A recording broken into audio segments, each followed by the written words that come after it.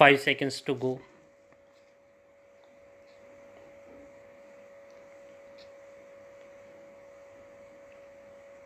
Start. Sir, taking up the other matters on which the President's address is being criticized, one criticism has been on the point that the prices have not been contained, that even though we have stated that the inflationary tendencies have been arrested, yet there is no ostensible evidence of the prices coming down in the market. It is again an unfortunate state of affairs. We know that prices are controlled in two ways. One, as by the general laws of economics of demand and supply, and the other is by legislation like we did through the Defense of India rules. Now, so far as the first aspect is concerned, the prices are controlled by seeing to it that supply is equal to demand, at least that if they do not exceed the demand, they should at least be able to meet the demand, and that when that happens, prices themselves stabilize and adjust themselves. Therefore, it is absolutely necessary that there should be sufficient production in the country, both in the industrial as well as in the agricultural sector. But what has been the attitude of the opposition on this particular aspect?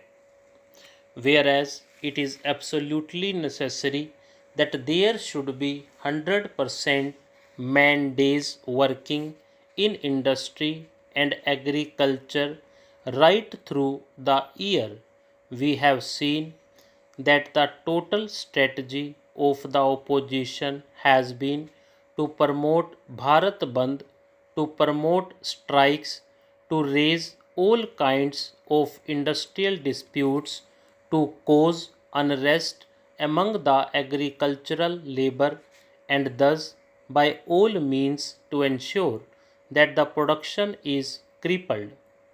It requires an ostrich to ignore a contradiction of this type. When you are crippling production, then the prices cannot come down. The other method of controlling prices is by the various legislation. It is a method still open to the government, and maybe if otherwise the prices cannot be contained, the other method may be used on some unforeseeable occasion.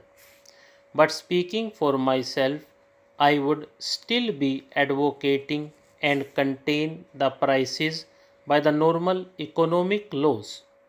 Socialism always means an increase in production, an increase in the wealth of the country by producing more in industry and agriculture, and it is result of this increased production which is distributed amongst the people. That is the concept of socialism. I would expect when we ask for cooperation from the opposition, we are asking for cooperation of this kind. The other point to which a reference has been made is about family planning. Family planning is another very vital aspect that has got to be considered by us.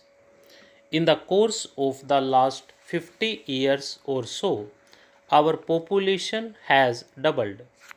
We very well know that we won more than 100 crore in number at the end of this century.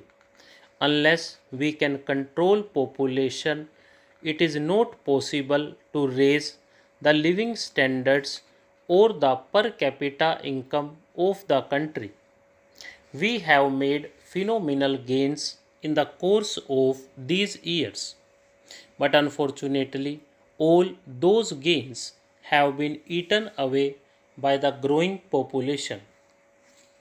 Accent has to be given, emphasis has to be laid on all programs that deal with family planning. Unfortunately, family planning was made such a controversial subject, so much propaganda had been conducted, so much hatred had been created against it, that it is very difficult now to deal with it in any manner except one of purely voluntary basis. We have got to educate the people. Now we are educating the people. It necessarily takes time, but sooner or later we shall have to deal with this problem on a war footing. Unless that is done, it is very difficult indeed to create an India of the dreams that we have been thinking of. Then, sir, I must answer a point that was raised by the honorable member who finished just now. He warned us that we must not leave the fate of the entire nation in the hands of one person. Sir, ours is thoroughly a democratic party. Our party is replete with very high grade intellectuals. Some of the finest intellectuals of the country adorn our party. But whenever decision making is concerned, you will find always in all countries it is at the top level with one person. Please think of Britain when Britain was in difficulties. The total decision making process had been left in the hands of Churchill. He was advised by his cabinet. He was advised by his advisers. But the decision making process was in the hands of one man only. Similarly, when France fell on evil days and it became necessary to revive the economy, it was de Gaulle who took on himself the task of revitalizing the entire economy of the country. In America, too, you may remember that in the days of the darkest recession, it was Roosevelt on whom fell the task of revival. Therefore, it is nothing new, it is nothing extraordinary that at the apex in our country the matter is being dealt with by an individual only. Stop.